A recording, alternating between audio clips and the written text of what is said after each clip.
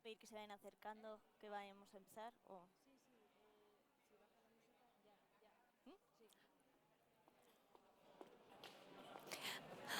Bueno, ¿cómo estáis? ¿Qué tal ese café?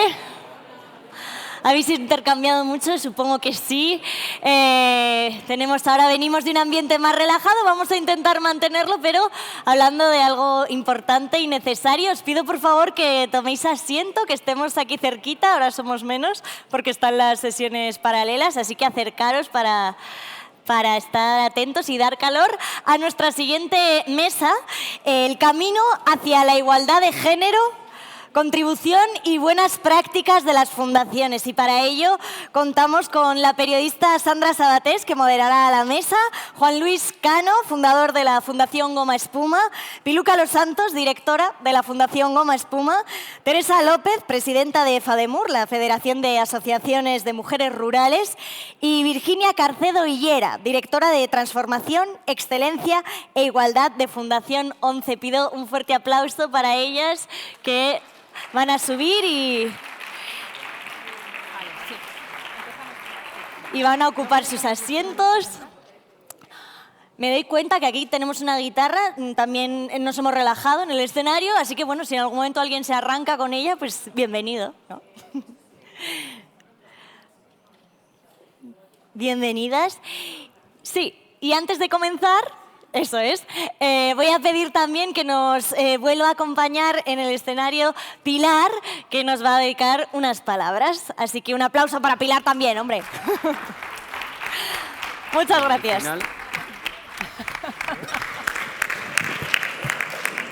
Bueno, yo una breve introducción. Esta iniciativa de la igualdad de género es una de las líneas nuevas de actuación de la Asociación Española de Fundaciones y permitirme que diga que no ha sido porque yo esté aquí. Como no es precisamente, esto ya se había decidido la asociación y se ha lanzado esta nueva iniciativa que nosotros creemos tan relevante.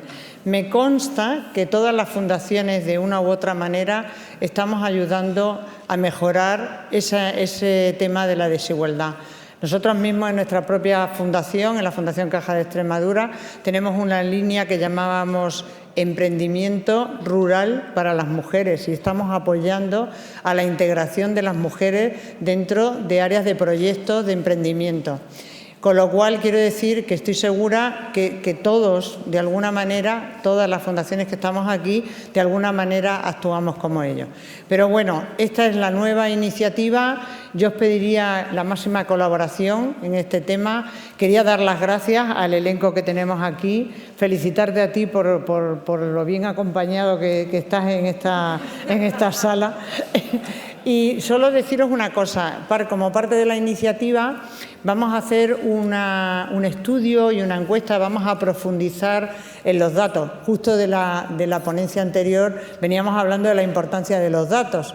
Así que vamos a hacer una encuesta, os vamos a encuestar a todos, vamos a ver qué datos tenemos reales, porque una cosa es las percepciones que tenemos y otra es cuando manejamos los datos reales y realmente nos bajan a la realidad y decidimos pues dónde podemos actuar, dónde podemos seguir actuando o dónde deberíamos de poner un foco adicional que no tenemos. Así es que os pediría la máxima colaboración en este tema para conseguir datos lo más fiables posible que nos permitan luego seguir avanzando en esta iniciativa.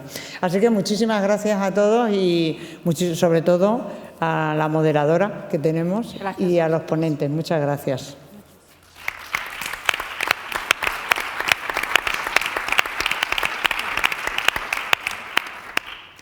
Buenas tardes a todos y a todas. Deciros en primer lugar que para mí es un orgullo enorme y un placer el poder capitanear de alguna manera esta primera mesa de igualdad en ese encuentro anual de la Asociación Española de Fundaciones.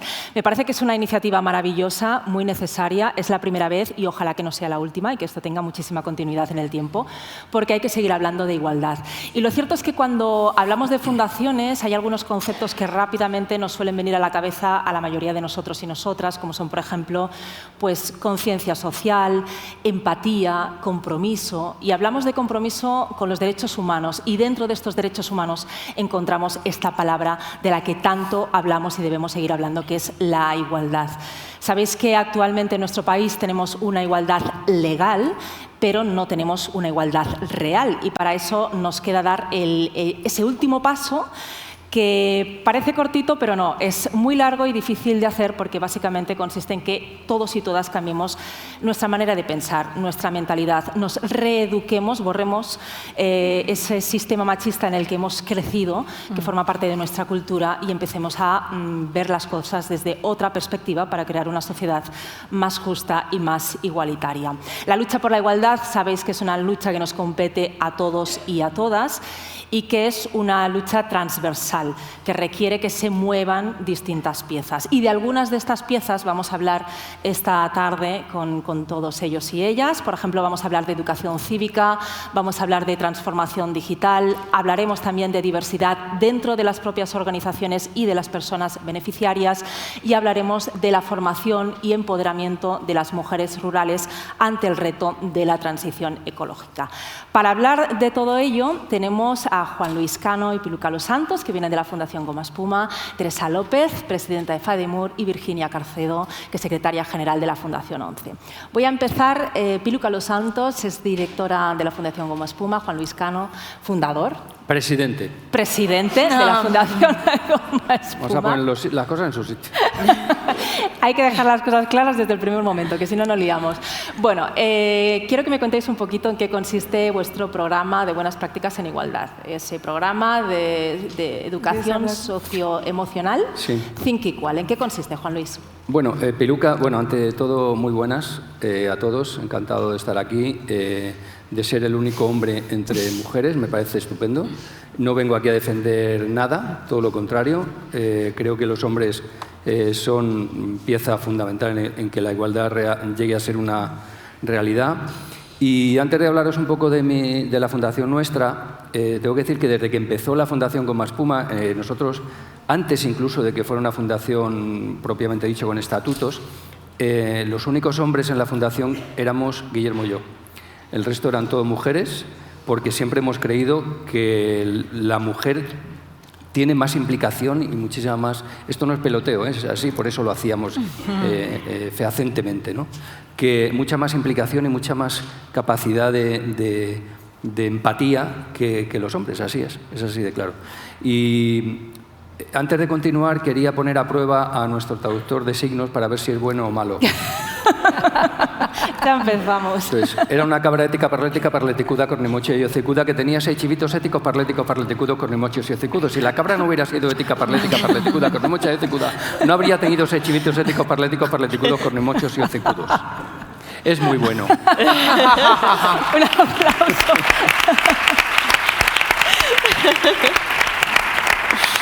Bueno, no, vamos a ver, nosotros en la Fundación empezamos desde hace ya muchos años basándonos en la educación infantil en países en los que no es tan fácil acudir a la escuela, ¿no? Pero poco a poco fuimos creciendo, y gracias a Piluca, cuando Piluca cogió la dirección de la Fundación, empezamos a implementar un proyecto en colegios en España, en Madrid en concreto, de momento, que se llama Think Equal, que básicamente es un proyecto de educación socioemocional en el que la igualdad es una de las patas, evidentemente.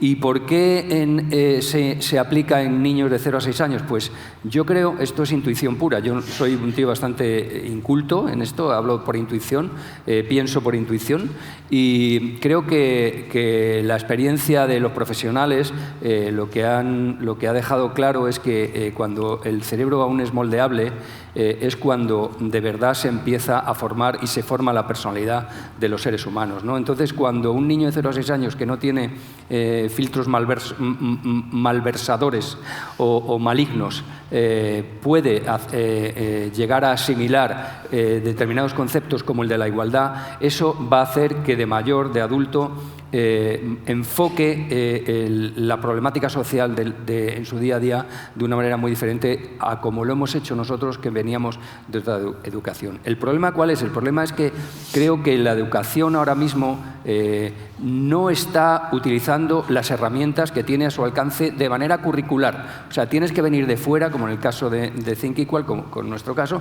para implementar este tipo de proyectos, pero fuera del currículum escolar. ¿Eso qué significa? Eso significa que en los colegios todavía se está utilizando un sistema educativo muy antiguo. O sea, la sociedad ha cambiado, los problemas han cambiado, el enfoque ha cambiado, gracias a Dios, creo que para bien en la mayoría de los casos, pero se siguen utilizando los instrumentos antiguos que se utilizaban para una sociedad que ya no es válida, ya no existe. Y evidentemente, una de las patas más importantes de esa nueva sociedad es la igualdad. Es que si no, no vamos a ningún sitio. Yo, como veis, podría seguir hablando durante muchísimo tiempo, pero voy a dejar que hable Pilu y mis otras compañeras de mesa, aunque interrumpiré de vez en cuando. Cuando quieras, ya lo sabes. Piluca, pues cuéntanos un poco cuál es el objetivo de este programa, en qué consiste exactamente. Vale, Think Equal, me dejáis un poco ir hacia atrás porque yo creo que es importante desde dónde nace, ¿no? La directora de Think Equal es Leslie Urin, que fue a rodar un documental en la India de una violación a una niña de 21 años con una agresión que luego terminó muerta, ¿no? Y eso le llevó a hacer un documental de alguna manera, preguntando a los perpetuadores y a los abogados, y se dio cuenta que no podía hacer otra cosa, no solamente por visualizar la situación, sino que el cambio tenía que ser radical y tenía que ser desde la educación. Y su epifanía en ese momento fue una frase de Nelson Mandela que decía que todos los hombres nacen, no todas las mujeres nacen sin odiar a nadie por su raza, religión o por su etnia, y que si las personas pueden aprender a odiar, también pueden aprender a amar, porque el corazón es mucho más empático que cualquier otro sistema, otra emoción, ¿no? Y eso fue lo que le condujo a reunirse y a cambiar totalmente su oficio, porque era directora de cine y se convirtió en activista social pro educación socioemocional. Hizo un programa, que es este programa, que lo que permite es repetidamente trabajar con los niños de 3 a 6 años en los colegios, utilizando herramientas como la neurociencia o como programas educativos. Nuestro origen está en la Universidad de Yale, en la educación emocional de la Universidad de Yale, y otros programas como la Universidad de Mason. Y eso es lo que hace que el niño repetidamente en esa edad esté de alguna manera conformando toda su estructura cerebral para hacer ese cambio. Y eso se ve en las escuelas.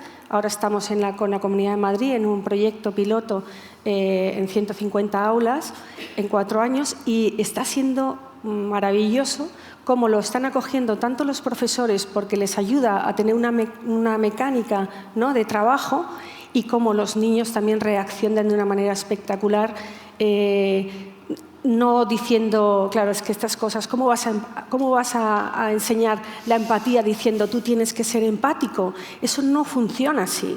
Tú tienes que ser bueno, o cómo te pueden enseñar a regular esas emociones. Tiene que ser a través, como decías, en un trabajo transversal, en un trabajo día a día, en un trabajo en donde los niños, a través de la narrativa, que es la manera en cómo captas a esos chicos y a esas chicas, les captas por viéndose ellos mismos en la historia que se está contando, ¿no? Y eso es lo que hace que de alguna manera rompan completamente o se sientan identificados a la hora de luego poder ver, socializar, compartir. Y bueno, pues yo creo que eso es un poco la mecánica que tiene el programa, ¿no? ¿De qué herramientas disponéis o qué recursos necesitáis para poder llevar a cabo este programa? Bueno, estamos ahora, este programa está implementándose en 29 países y está desde hace 6 años y medio. Y los programas están donados por la Universidad de Yale y la Universidad de Madison.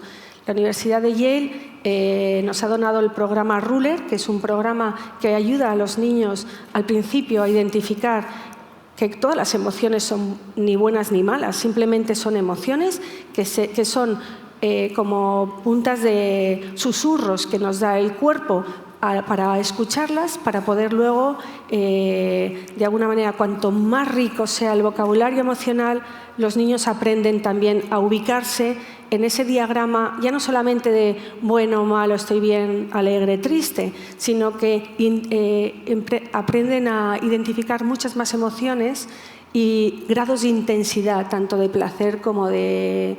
¿no? Pero dice que nos ha preguntado con qué medios contamos. Pues hay con una el serie de programa libros. Bueno, sí, pero aparte el programa en sí tiene que ver con qué herramientas se utilizan, aparte de los libros y cuentos y actividades que se desarrollan durante todo el año, y a la vez un programa de Mentes Sanas, que es un programa donado por Dalai Lama, que tiene que ver con la educación o el aprendizaje de la amabilidad. Además de regular esas emociones, porque es importante en todo este proceso, cuando identifica al niño esos susurros que le da el cuerpo, cuando se está cogiendo un enfado o está rabioso y no sabe dónde meterse, eso lo que le ayuda es a regular a través de otras herramientas como los amigos ombligos o aquellos programas que les ayudan a identificar. Cada niño es distinto. Unos son desenfocando pues, por ejemplo, qué escucho, qué sonidos estoy escuchando fuera, o puede ser más visual, qué colores son los que veo, o puede ser incluso una respiración o beber un agua, ¿no? Es decir, al niño se le da recursos para poder ellos también gestionar según ellos necesiten o según ellos se sientan más identificados.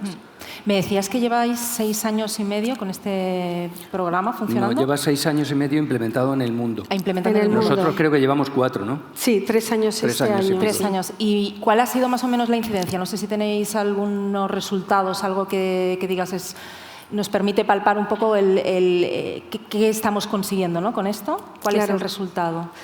Nosotros en la Fundación Goma Espuma, aparte de hacer la formación de Think Equal a todos los profesores, lo que hacemos son visitas recurrentes a los colegios por si tienen alguna necesidad o tienen que entender de alguna manera o alguna herramienta no les funciona o quieren compartir algo. Y en esas visitas que hacemos a los colegios te das cuenta, y aparte de las buenas prácticas, que también tenemos una reunión anual, los profesores comparten sus ideas o sus problemas o lo que ha pasado, lo que ha acontecido ese año, ¿no? Y este año ha sido un año muy interesante porque una de las profesoras que ya llevaba un año implementando el programa, le llegó un niño a mediados de diciembre, una cosa así con muchos problemas, un niño muy violento que la verdad es que no podía atender a clase, solo habían permitido 1 hora de clase porque el niño era súper violento. Y entonces la profesora estaba muy nerviosa, porque decía, ¿cómo voy a controlar esto en el colegio? Bueno, pues radicalmente, desde el minuto 1, los niños acogieron a este niño, los niños se portaron bien, los niños se portaban bien para dar ejemplo al niño que tenía este problema, y el niño totalmente cambió, radical. Y esto no costó más que días, semanas, para hacer esta adaptación, con lo cual el programa funciona. Y el cambio es inmediato, por lo que cuentas. El cambio es inmediato. Fácilmente perceptible, digamos. Totalmente, sí. Es una maravilla, la verdad. Que los niños a esas edades aprenden y desaprenden muy rápidamente. Por eso es tan importante el entorno escolar, porque en una sociedad que está individualizándonos cada vez más, en el que pasamos muchísimo tiempo solos, los chavales, ya incluso un poquito más mayores, tanto tiempo con la única compañía de una pantalla y una televisión que te está dando unos modelos que en muchos casos son peligrosos. Pues claro, el entorno escolar es fundamental para que, no solamente para que aprendan, sino también para que desaprendan. Claro. ¿Sabes? Es muy importante. Bueno, y lo que contabais de aprender a identificar las propias emociones y luego también ser capaz de identificarlas en los demás y empatizar, ¿no? Entendernos entre nosotros y ayudarnos a fin de cuentas. Es que además los identifican en sus padres. O sea, realmente bueno, y niños... perdona, Pilu, y también aquí estamos en una mesa sobre igualdad. O sea, esa convivencia sin distinción desde que eres así, eso es fundamental para luego el proceso vital que te espera a partir de nada.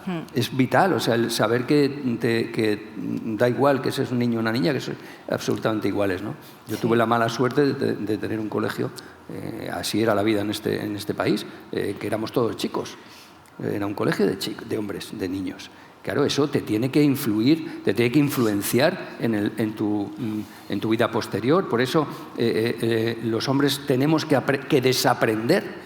Y es tan duro y tan difícil, y esto tenemos que hacerlo de la mano de Es mucho más complicado tener que aprender, desaprender, claro, volver es a aprender, que si empezamos desde la base. Claro, por supuesto. Mira, todo lo que prevengas no tienes que arreglarlo.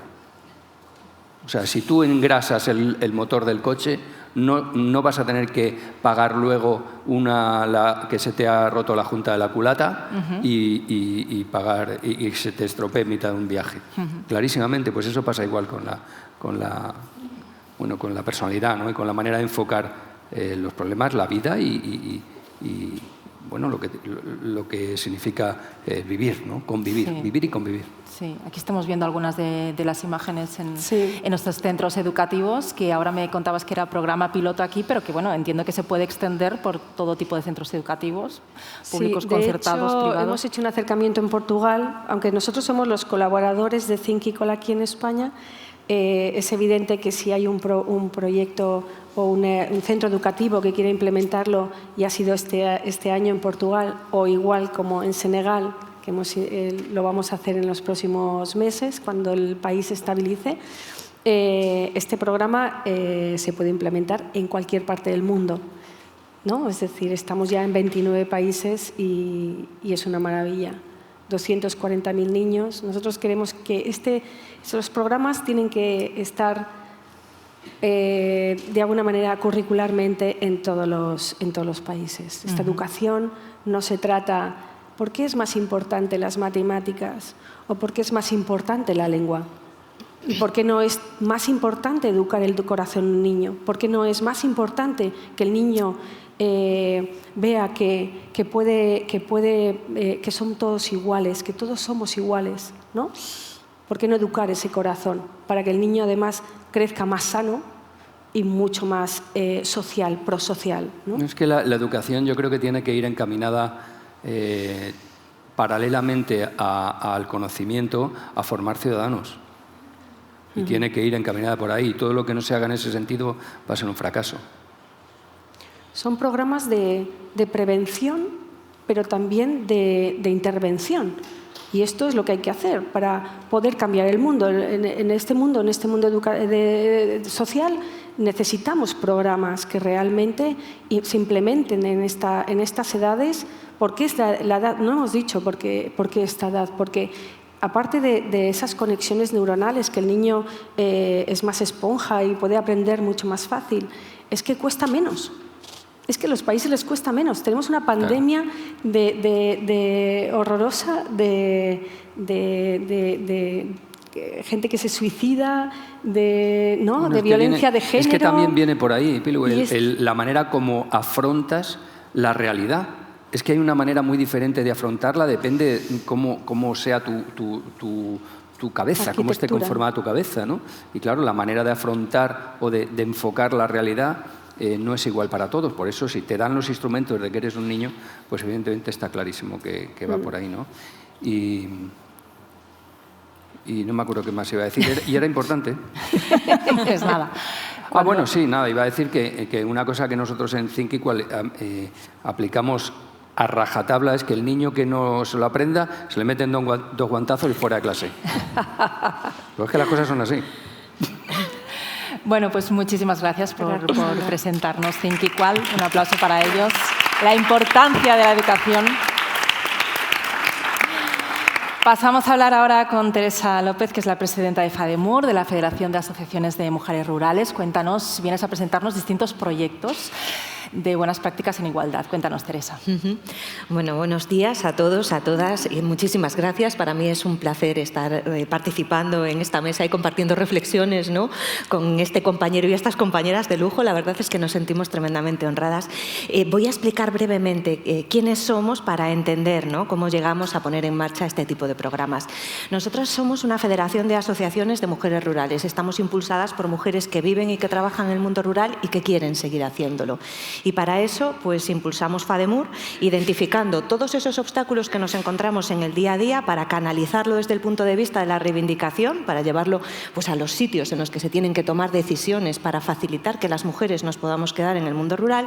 Y por otro lado, desarrollamos programas de intervención para dar respuesta a esas necesidades que detectamos, pues canalizando fondos públicos, privados y de todo tipo y generando todas las alianzas que podemos para conseguir, ¿no?, dar forma a todo esto.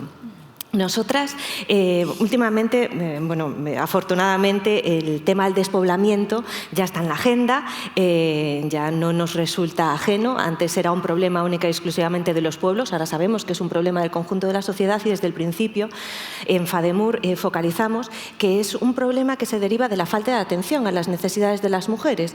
Si no hay servicios, no hay conectividad, no hay conexiones, no hay empleo, al final las mujeres se marchan de los pueblos, pero porque no hay alternativas. Entonces, con la marcha de las mujeres, los municipios se masculinizan, envejecen y acaban desapareciendo, con lo cual, si queremos luchar de manera efectiva contra la despoblación, incidamos en resolver los problemas de las mujeres. Y eso es lo que tratamos de hacer con este tipo de programas. Los problemas, lo he dicho antes, básicamente oímos hablar mucho de la falta de servicios, de los problemas de infraestructuras y de conectividad, pero lo que más nos preocupa a nosotras en FADEMUR son las dificultades, ¿no?, para ser independientes económicamente, que al final es lo que decide que puedas tomar las riendas de tu vida. Con lo cual, nuestros programas inicialmente nacieron sobre todo para promover el empoderamiento económico de las mujeres, para facilitar que decidan qué quieren hacer, dónde quieren vivir, con quién o con quién no quieren vivir, porque lo que tenemos claro es que al final realizar una intervención de este tipo, que es una intervención integral, holística, ¿no?, que se dice ahora, pues lo que supone es que está todo interrelacionado e interconectado. Y, por ejemplo, pues ayudando a mujeres que quieren incorporarse al mercado laboral emprendiendo, pues acabas conociendo situaciones complicadas, más de una y más de dos, muchísimas más de las que nos gustaría, de mujeres que necesitan tener ingresos propios para romper con una vida de violencia.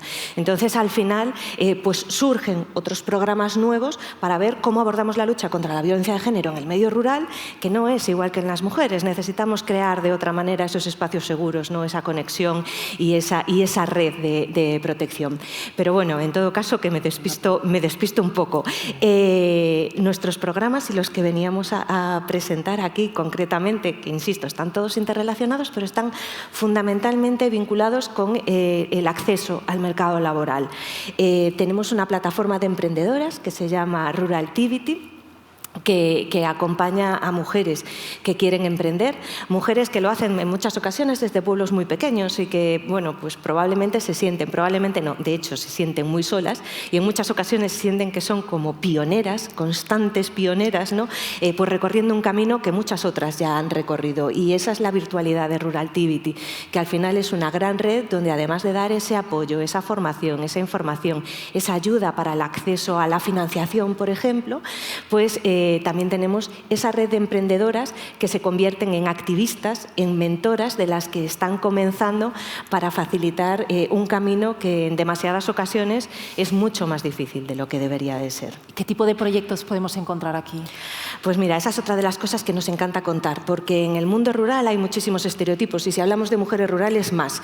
Y es que, a ver, estamos hablando de más de 3 millones de mujeres, así el 90% del territorio más o menos, con lo cual os imaginaréis que hay absolutamente de todo. Hay muchísimos proyectos vinculados con el sector agroalimentario, que es lo que identifica el mundo rural, y con la transformación agroalimentaria, pero dándoles una vuelta absolutamente novedosa, recuperando en muchas ocasiones formas de hacer del pasado que creíamos que eran obsoletas, pero que nos estamos dando cuenta de que realmente es por donde tenemos que ir para caminar, ¿no?, hacia el futuro.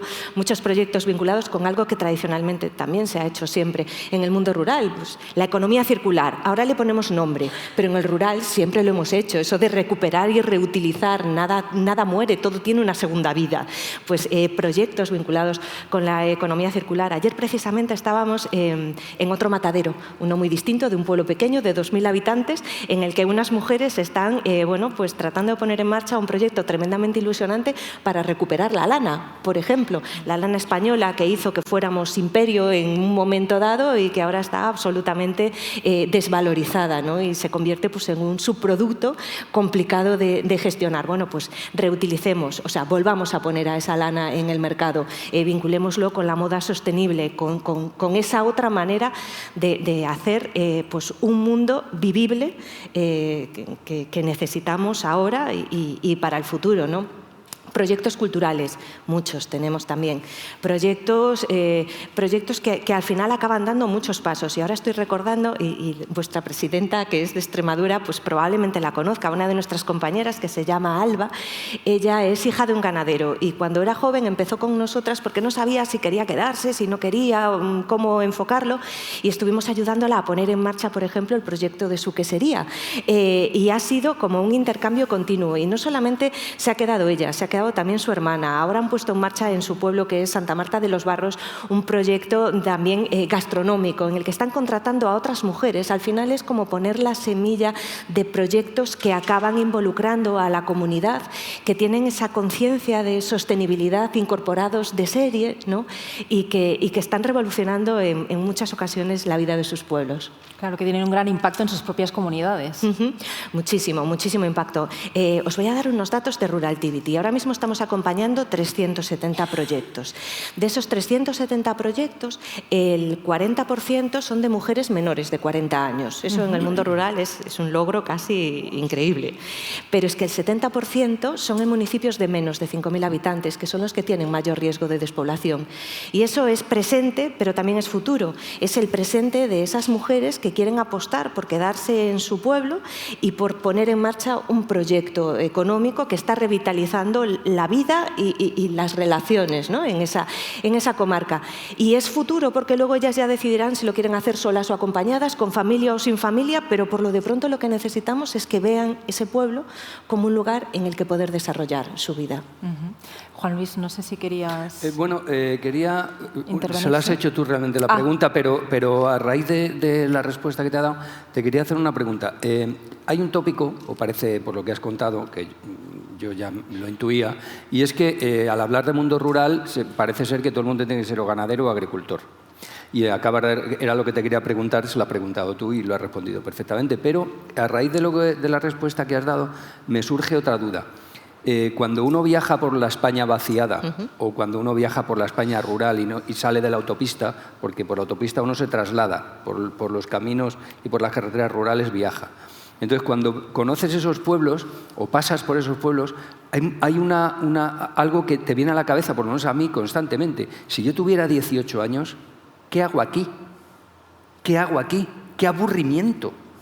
Entonces, no quiero decir, ¿por dónde va mi pregunta? Mi pregunta es, ¿estáis también haciendo algo para que el ocio tenga cabida en ese mundo rural también, para que la gente tenga, además de una salida laboral, bueno, pues la manera de darle rienda suelta a la cultura del ocio, que también es muy importante, ¿no? Sin duda, y es imprescindible, porque es que si no, al final la vida sería invivible, ¿no? Os decía que tenemos una intervención que tratamos de que sea pues integral, y por supuesto que tenemos proyectos relacionados con el ocio, con la cultura. Acabamos de estar ahora mismo en un pueblo muy pequeñito de Galicia, en Osangar, Ancares, en Navia de Suarna, es un pueblo que no llega a 1000 habitantes, organizando un festival, una caravana de mujeres rurales, un festival en el que al final se acaba involucrando toda la comunidad, que trata de poner en valor los saberes de las mujeres y hacer esa interrelación entre artistas que vienen, lo que ellas saben, todo lo que hay en el territorio, ¿no? Porque lo que tenemos también es un gran patrimonio material e inmaterial tremendamente desconocido y cultural espectacular. Hace poco también pusimos en marcha un proyecto, era más bien una campaña, ¿no? de sensibilización, que era Viájanos y conócete, porque en España nos encanta viajar y conocer otras culturas y desconocemos en muchas ocasiones nuestra cultura y nuestras tradiciones, y nos encanta ver, pues no sé, a las tribus de África con sus rituales y sus danzas, y a lo mejor pues no conocemos el carnaval de Orribeirao. Yo voy a Galicia siempre porque como soy gallega pues tiro hacia mi tierra, pero igual que el carnaval de Orribeirao. Pues yo habría jurado que eras de Jerez. Sí, ¿verdad? Lo disimulo. Pero a eso me refiero, que hay una gran parte de cultura y de patrimonio material e inmaterial desconocido, unos paisajes espectaculares que necesitamos poner en valor y necesitamos reconocernos, ¿no? y sentirnos tremendamente orgullosos también pues, de toda esa diversidad que tenemos y de toda esa cultura. Muchas gracias. La pregunta ha sido buenísima, ¿eh? Ya te digo, ahí estabas. Bueno, nos hablabas de Rural Activity, pero tenéis otro proyecto, Fademur Vuela. ¿Qué es Fademur Vuela? Sí, bueno, pues otro de los problemas que detectamos, que es algo común en general para el conjunto de las mujeres, es la brecha tecnológica, ¿no? Las dificultades. Cuando hablamos de la brecha digital, pues esa brecha de género. En nuestro caso es doble, es una brecha de género y de acceso, porque hay muchas zonas del mundo rural que ahora afortunadamente, y mucha gente dice que no sabe para qué sirven los fondos de Next Generation, pues una de las cosas para las que sirven es para que haya cobertura accesible a un precio razonable en todo el territorio a través del satélite, afortunadamente. Pero vamos, estamos en el 2023 y ahí estamos llegando. Pero igual que se está rompiendo esa brecha de acceso, necesitamos romper la brecha de género. Y es cierto que en el rural no es todo agricultura y ganadería, pero hay mucha agricultura y mucha ganadería rompedora y absolutamente distinta. Y las mujeres están muy comprometidas además con esa agricultura sostenible, regenerativa, con el volver a producir alimentos de la máxima calidad. Esto no va tanto de cantidades inmanejables, sino de calidades y de recuperar, ¿no? Formas de hacer y de facilitar que esas explotaciones también sean rentables, que al final son las que están en el territorio y son las que están manteniendo vertebrada pues eso, todas las zonas rurales. Teníamos identificado un problema que es el tecnológico, vinculándolo con las explotaciones familiares, pues identificábamos que, por ejemplo, ahora la revolución tecnológica que está llegando a todos los ámbitos, llega también a la agricultura y a la ganadería, pero estaba llegando solamente a las explotaciones empresariales, ¿no? Que es un modelo totalmente distinto al modelo que tenemos nosotras. Entonces, bueno, pues a través de la generación de estas alianzas conseguimos poner en marcha el Plan Allen Rural. Bueno, el Plan Allen Rural es una alianza con IKEA y con otras organizaciones. Nosotras nos ocupamos de la parte rural y tecnológicamente lo que estamos haciendo es formar a 500 mujeres como pilotas de drones en toda España, 10 comunidades autónomas, entre este año y el año que viene, para que puedan precisamente practicar esa agricultura de precisión. Que lo que viene a significar es que usando los drones y todos esos programas que se utilizan, acabas llevando en el móvil cómo va el desarrollo de los cultivos, cómo va el riego, si está comenzando alguna plaga o no, con lo cual te permite ser mucho más eficaz y mucho más puntillosa a la hora de efectuar los tratamientos y de utilizar, ¿no? los recursos, o para manejar al ganado en la ganadería extensiva, por ejemplo, para prevenir los ataques de fauna salvaje, que sabéis que es otro de los problemas a los que nos enfrentamos. En fin, que se está acercando esa tecnología y esa vanguardia que solamente era accesible a las explotaciones empresariales, a las explotaciones familiares y a las explotaciones que son titularidad de mujeres, para que puedan también aprovecharse de ella y ser más eficientes y más rentables, que es lo que nos interesa. Pues muchísimas gracias, Teresa López. Un aplauso para ella.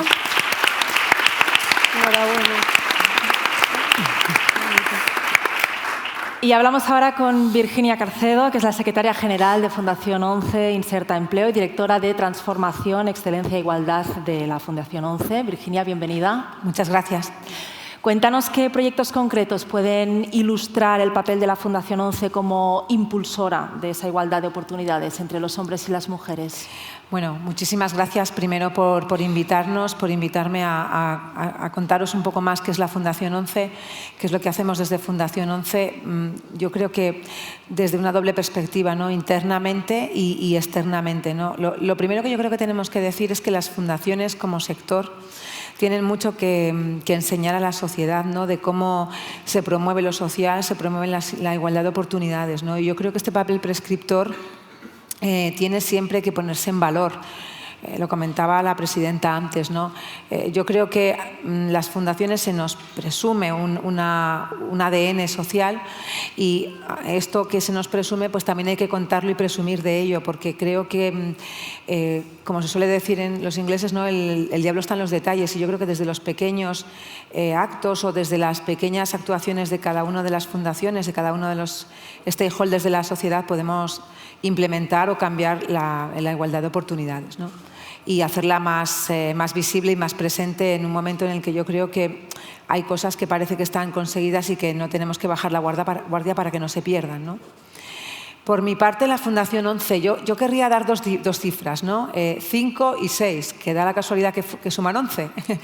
5, que es el ODS 5, que está relacionado con la igualdad de oportunidades de hombres y mujeres y que pone el énfasis en las mujeres que más difícil lo tiene, porque es verdad que las mujeres como colectivo somos un colectivo que representamos más del 50% de la población mundial y que estamos infrarrepresentados en las tomas de decisiones, en la formación. Las niñas tienen menos educación que los niños, esto es así. Y también hay que decir que dentro del colectivo de las mujeres pues hay colectivos como mujeres con discapacidad que tenemos mayores dificultades incluso que las mujeres sin discapacidad y que los hombres con y sin discapacidad, ¿no? Y por otra parte, el artículo 6 de la Convención de los Derechos Humanos de las Personas con Discapacidad, que recoge la igualdad de oportunidades entre hombres y mujeres. Ambos instrumentos son instrumentos de obligado cumplimiento para la Fundación 11 y en general para las fundaciones y para las entidades e instituciones que permean este tema del derecho de igualdad de oportunidades.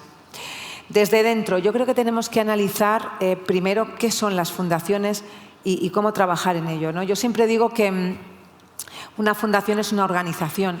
Todo el mundo dice que el alma del ser humano pesa 21 gramos. Esto es una cuestión que se habla mucho de ella, ¿no? Y yo siempre me planteo cuánto pesa el alma de las organizaciones, porque las organizaciones están formadas por personas. ¿Pesará también 21 gramos? ¿No? Y yo creo que la igualdad de oportunidades tiene que ser muchos gramos de ese alma, porque al final, como estamos hablando de personas, las personas, cuando queremos que muchas cuestiones que están hablando ahora del talento, cómo atraer al talento, creo que la consistencia que dicen los ingleses de los mensajes, de lo que decimos que hacemos y lo que después ocurre, pues es un elemento muy importante de ese alma de las organizaciones. Y las fundaciones creo que tenemos un alma muy social en el que la igualdad de oportunidades pesa muchos gramos. En Fundación 11, por presentarnos, sabéis que formamos parte del Grupo Social 11, nos crearon en el 1988, nos fundaron, estamos cofinanciados por la venta del cupón. Cada vez que compráis un cupón, que luego se entregará uno a la Asociación de Fundaciones, contribuís a que la Fundación 11 pueda hacer todo lo que voy a contaros después, con un 3%. La Fundación 11, forma parte y ha tenido dentro de su ADN como valor la igualdad de oportunidades. Antes miraba, todos los meses de mayo nosotros publicamos una infografía de cómo estamos en la diversidad, ¿no?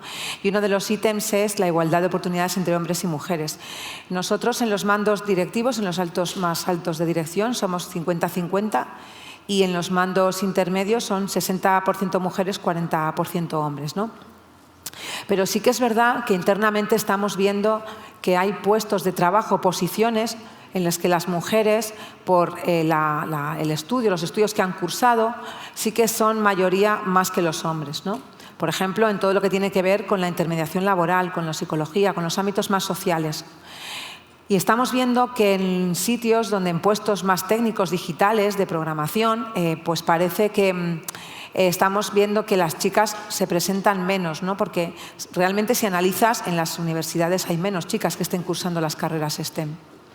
Por lo tanto, internamente en Fundación 11 nosotros tenemos muy interiorizado el valor de la igualdad de oportunidades, permea todos nuestros valores, toda nuestra cultura inclusiva de alto rendimiento. Hemos incluido como valores transversales la accesibilidad, el respeto y la diversidad inclusiva. Y si analizáis, hay muchas encuestas al respecto, pero a mí hay una que me gusta mucho, que es de Mitch Sloan, una americana, que dice que el talento no se queda en las entidades, en las organizaciones, porque hay elementos de cultura que son tóxicos, ¿no? Por ejemplo, el no tener en cuenta la dignidad, el no tener en cuenta la diversidad. Y yo creo que la igualdad de oportunidades entre hombres y mujeres es un elemento que, si no se tiene en cuenta, hace que el talento huya, pero que si se tiene en cuenta hace que la rotación de personas sea menor, ¿no? Eso por una parte.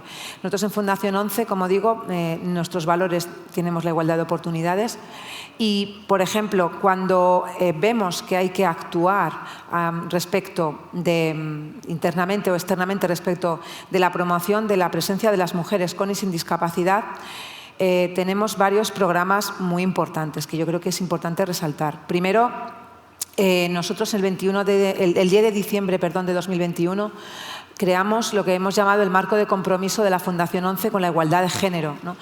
Y que está articulado en torno a 11 líneas. Este marco tiene en cuenta que el empleo y la formación y la accesibilidad universal contribuyen a la igualdad de oportunidades de la Fundación. Hemos visto que el plan de igualdad que hemos puesto en marcha con todo lo que tiene que ver internamente ayuda mucho y que da herramientas para la protección y para la promoción de la igualdad de oportunidades.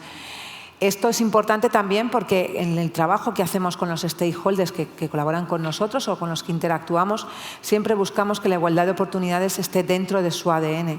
Porque si tú generas igualdad de oportunidades, pero los que trabajan contigo no lo hacen, al final esto se queda en un silo que eres tú, ¿no? Externamente nosotros tenemos proyectos muy relevantes. Por ejemplo, hemos visto el tema de la no presencia de las mujeres en las carreras STEM. Y hemos puesto en marcha el proyecto Radia, que con los consejos sociales de universidades, con empresas de reconocido prestigio y con la COE, busca promover cada año que las niñas y jóvenes, adolescentes o mujeres con discapacidad se formen en lo digital y puedan empezar a trabajar en carreras o en vacantes posiciones que no están, ¿no?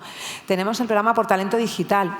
En todos nuestros programas hacemos siempre un análisis de cuánto y dónde están las chicas con discapacidad y si abandonan o no, ¿no? En el programa Por Talento Digital, que está relacionado con la formación de las personas con discapacidad en las profesiones digitales, no solamente en la brecha, que lo comentaba Teresa y es muy importante, sino también en profesiones que están ahora muy en boga, como son el Python, por ejemplo, el Java, haya mujeres con discapacidad. El año pasado tuvimos más de 5.000 alumnos y vimos que el 48% de ellos eran mujeres, con lo cual vemos que si a las chicas se les da la oportunidad, la cogen, ¿no? Y se forman, ¿no? Y después, dos proyectos muy importantes también que promueven la igualdad de oportunidades. Uno que es el proyecto de mujeres víctimas de violencia de género con discapacidad en modo ON, VG, que desde Inserta Empleo estamos poniendo en marcha desde el año 2020 y que es un proyecto en el que trabajamos por el empoderamiento de las mujeres con discapacidad víctimas de violencia de género para que puedan encontrar un empleo con un ciclo de recuperación, porque muchas veces nosotros veíamos que necesitaban un empleo, pero necesitan primero recuperar toda esa situación. Y después otro proyecto que presentamos antes de ayer, que fue un documental que se llama ABA, que lo hemos trabajado con Mabel Lozano para poner y concienciar sobre la trata sobre las mujeres con discapacidad, en este caso intelectual, ¿no? Creo que hay más proyectos, pero es importante reseñar que hay que trabajar no solamente interna, sino también externamente. Y creo que las fundaciones aquí, nuestro rol de prescriptores, debemos ponerlo sobre la mesa. Bueno, es una parte fundamental, ¿no?, que comentabas ahora, esa necesidad de visibilizar para poder sensibilizar también a la sociedad de lo que está pasando, y luego esa doble vulnerabilidad que sufren las mujeres, en este caso, que tienen algún tipo de discapacidad también. Sí, las mujeres con discapacidad son más vulnerables, pero también las mujeres en general, como decimos, lo son. Entonces, Primero hay que analizar, primero los datos son importantes, ¿no? Hay que saber dónde hay que trabajar las políticas públicas en las administraciones. No solamente son relevantes como legisladores, sino también como contratadores, ¿no? de servicios o de personas. Y yo creo que, por ejemplo, nosotros tenemos programas de emprendimiento y uno de los factores que prima la concesión de una ayuda de emprendimiento a una persona con discapacidad es que sea mujer, ¿no? o que tenga algún tipo de necesidad, por ejemplo, monoparental o entorno rural. Dentro de los programas que nosotros hemos puesto en marcha, por ejemplo, hemos puesto en marcha un programa relacionado con víctimas de violencia de género con discapacidad en el entorno rural. Este programa es un programa que está basado en el que os contaba antes, pero que tiene que trabajar de manera distinta, ¿no? Nosotros nos hemos acercado a los ayuntamientos, hemos firmado convenios de colaboración con aquellos que lo han querido, porque sabemos que cuando una persona, una mujer con discapacidad, sea víctima o no, necesita algo, siempre acude a lo que más cerca tiene, que es el ayuntamiento. Y nosotros pensamos que las mujeres con discapacidad tienen que recibir el apoyo que necesitan, no solamente porque en muchas ocasiones tenemos que concienciar sobre la corresponsabilidad con el resto de la familia, sino también porque en muchas ocasiones las mujeres con discapacidad pues no reciben la misma formación cuando... Esto está cambiando, pero es así en muchas ocasiones cuando se tiene que decidir quién se forma, si es la mujer con discapacidad o otro miembro de la familia. Hasta hace poco se decidía que la mujer con discapacidad fuera cuidadora, ¿no? Y esto es muy importante trabajarlo para que la mujer con discapacidad tenga las mismas oportunidades que las mujeres sin discapacidad y los hombres con y sin. Me comentabas, Virginia, nos comentabas estas distintas actuaciones que lleváis a cabo desde la Fundación 11 a favor de la diversidad y la igualdad. ¿Qué impacto están teniendo estos programas? Bueno, nosotros vemos que tenemos impacto dentro y fuera, ¿no? Como os decía, nuestros ratios de diversidad e igualdad son importantes. No tenemos un alto nivel de rotación y estamos trabajando para cubrir con mujeres con discapacidad los puestos que hemos detectado que hay un gap, ¿no? Y externamente estamos viendo que las mujeres con discapacidad, la sensibilización y la educación es muy importante, ¿no? Estamos viendo que cuando a una mujer con discapacidad o a una mujer, sin más, se le da una oportunidad y se le pone en la situación de elegir libremente y no dejar a nadie atrás, siempre se opta por empoderarse, ¿no? y por formarse. Nosotros vemos que, por ejemplo, una mujer con discapacidad, en este caso, cuando se forma tiene más oportunidades que otras personas para entender un trabajo de calidad, ¿no? Entonces estamos viendo que las mujeres, si reciben el mismo trato, igual trato, ellas responden. Y estamos viendo, porque nosotros tenemos un observatorio que se llama ODISMET, que es Observatorio de Discapacidad y Mercado de Trabajo, pero ahí podéis ver otras actuaciones, también tenemos un convenio con el SEPE. Estamos viendo que los datos, que es verdad que con la pandemia decayeron mucho, se están empezando a recuperar. Creemos que es muy importante medir todo lo que se hace, incluir el aspecto de igualdad de oportunidades hombre-mujer en todas las actuaciones y, sobre todo, también tener en cuenta que las políticas, las inversiones que se hagan sean de impacto, es decir, medir no solamente los porcentajes hombre-mujer, sino también cuánto se destina a cada uno de los proyectos, ¿no? Y eso también nos servirá pues, para tener claro dónde tenemos que incidir más y dónde tenemos que incidir menos, porque el proyecto ya vaya de suyo y no necesite más interacción, ¿no? Pero sí que vemos eso, que los presupuestos, que cualquier actuación que hagamos desde las fundaciones, desde las organizaciones, no son neutras, ¿no? Todo tiene su impacto, ¿no? Y este impacto se tiene que medir con indicadores que sean anuales normalmente y con un seguimiento desde las áreas que yo creo que les hagan involucrarse y sentirse parte, ¿no? Pues muchísimas gracias, Virginia Calcedo.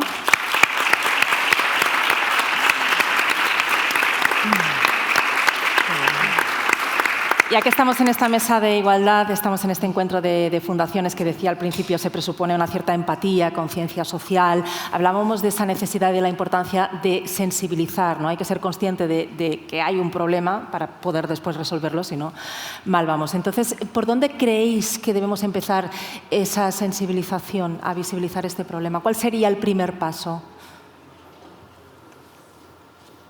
Para nosotros yo creo que es la educación.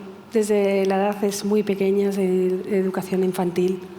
Creo que ahí es donde podemos actuar de alguna manera para que el ser humano se sienta igual de valor entre uno y otro. No tiene más valor siendo una mujer o siendo un hombre, ¿no? Yo creo que la parte de la educación es esencial. Bueno, nosotros por lo que nos toca, evidentemente, por la Fundación, la educación clarísimamente, pero lo que nos toca a nosotros dos, que son los medios de comunicación, también es fundamental.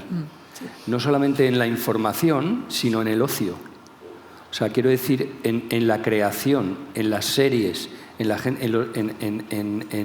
las temáticas, en los modelos sociales que se proyectan a través de los medios de comunicación, de la televisión, de la radio, de los podcasts, de los juegos, Eso también es muy importante porque eso permea en la sociedad de una manera brutal.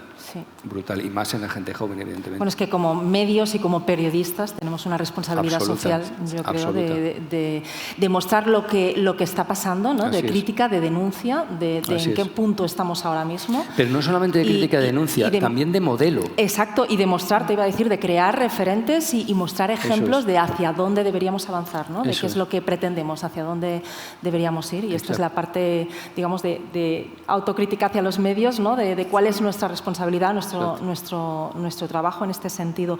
Y luego hablaba ahora, por ejemplo, de la importancia de los referentes. ¿Vosotras creéis que es importante tener referentes también en este sentido, buenas prácticas en igualdad?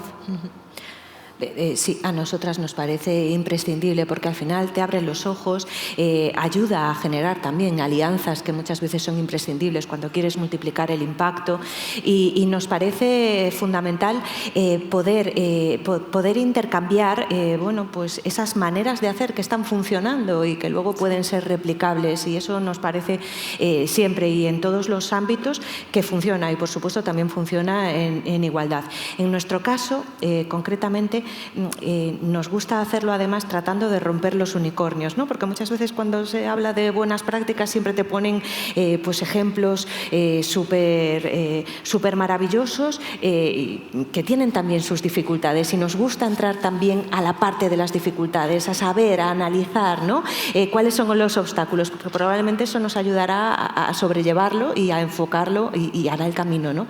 más fácil al resto. E insisto, yo también quiero decir que lo de los medios de comunicación imprescindible. A mí me parece alarmante que en la situación en la que estamos ahora mismo, por ejemplo, de asesinato de mujeres, es como que no tenemos conciencia social y creo que ahí los medios tenéis un papel imprescindible. Parece que se está convirtiendo como en un sumatorio de minutos de silencio en lugar de una alarma real que deberíamos de tener, ¿no? Porque es que estamos, en fin, que nos queda un camino muy, muy importante e intercambiar las buenas prácticas sin duda es fundamental. Virginia. Bueno, yo dos elementos creo que son importantes. Primero, los partenariados. Nosotros estamos poniendo en marcha un programa que se llama Está en tu mano, que es poner pegatinas o QRs en lugares donde las mujeres se sienten seguras y ahí está nuestro teléfono y para ayudarles, ¿no? Y vemos que es muy importante que las mujeres también tengan espacio de seguridad. Los partenariados, como dice Teresa, son muy importantes, no lo podemos hacer todos solos y solas, ¿no? Y luego, muy importante, los datos relacionados con referentes, por ejemplo. Hay que medir todo lo que queremos hacer, saber cómo está la situación para que las políticas que apliquemos no sean buenistas, sino que sean realistas. Y sobre todo el tema de referentes. Yo os recomendaría un artículo sobre la presencia de las mujeres en los videojuegos. No tanto los medios de comunicación son importantes. Ahora los jóvenes están muchos en los videojuegos, en el Fortnite, en todas estas cosas. Y ahí no hay referentes de mujeres ni mujeres con discapacidad. Los personajes femeninos están, pero hablan menos, por poneros un ejemplo, ¿no? Entonces, los referentes nos obligan también a pensar no solamente en los medios, sino en lo que se escribe, qué hay en los libros, qué contamos, ¿no? Cuando hablamos de la historia, no hay mujeres en la historia que sean referente para las chicas, ¿no? Ni en los videojuegos. Y si las hay, pues tienen un estereotipo, ¿no? Entonces, yo creo que la clave son las alianzas y los partenariados y los datos. No sé si alguien en el público quiere hacer alguna pregunta. ¿Sí? ¿Tenemos micrófono para...? Ah, bueno, sí. Si nos llega, adelante. Que no se le No, un segundo. Espera, que ya te llevan el micrófono. Espera, que te llevan el micrófono. Sí, porque no te acabamos de oír bien. Muchas gracias. A ver, obviamente cuando hablabais de referentes, por supuesto los medios, por supuesto el colegio, todo. Pero yo creo que nos olvidamos de uno, que es que somos nosotros mismos. También. El referente es la familia.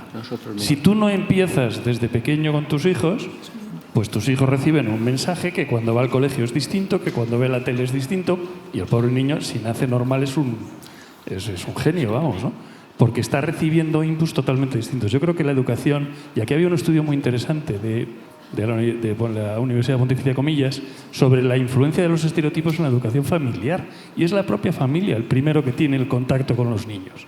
Todo lo demás es externo, y es echar, bueno, que me lo arreglen los niños, que me lo arreglen en el cole, que para eso pago. Dice, no, primero tú. Y busca y sé coherente tú con todo lo que tú tienes a tu alrededor. Si no empieza en la familia, yo creo que tenemos un problema. Juan Luis, querías decir. Sí, evidentemente la familia era el entorno hasta hace bien poco en el que el niño pasaba más tiempo. Yo hablo de niños, pero es que la sociedad actualmente, como está moldeada y como está establecida, lo que está haciendo es que los niños y los adolescentes cada vez pasen menos tiempo en esos entornos. E incluso estando en el hogar, mucho del tiempo que pasan allí lo pasan solos, jugando o viendo pantallas. Y además se ha perdido otra cosa, al menos en las ciudades, en el entorno rural no, que es jugar en la calle.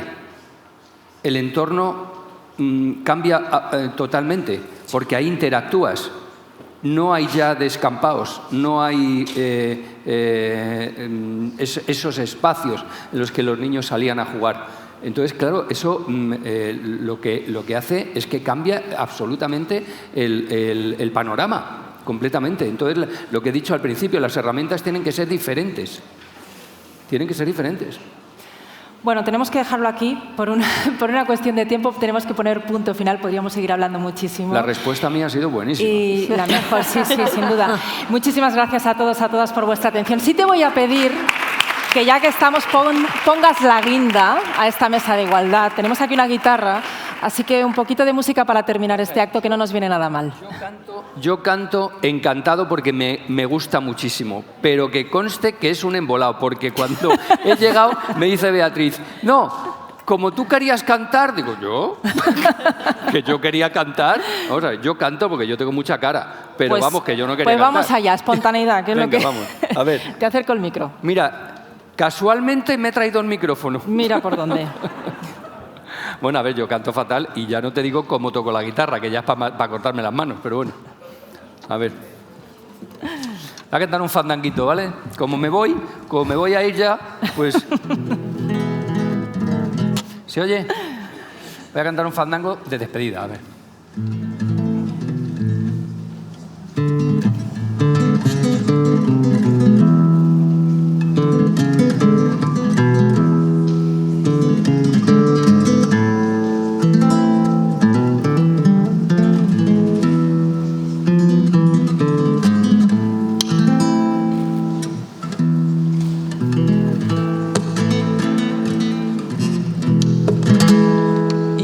Que me voy, no me voy.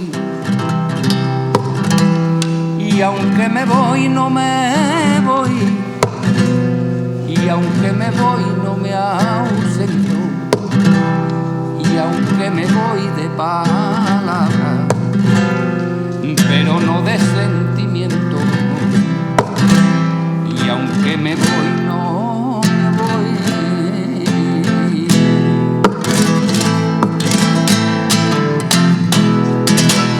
Ole. Muchas gracias.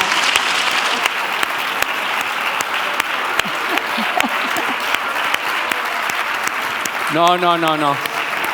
No, que es muy tarde. Encantados, pero no tenemos tiempo para más. Muchísimas gracias, bueno, gracias a los cuatro, muchísimas gracias a todos vosotros, vosotras por venir. Gracias, un placer.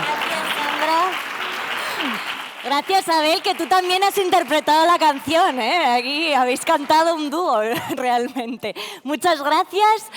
Sí.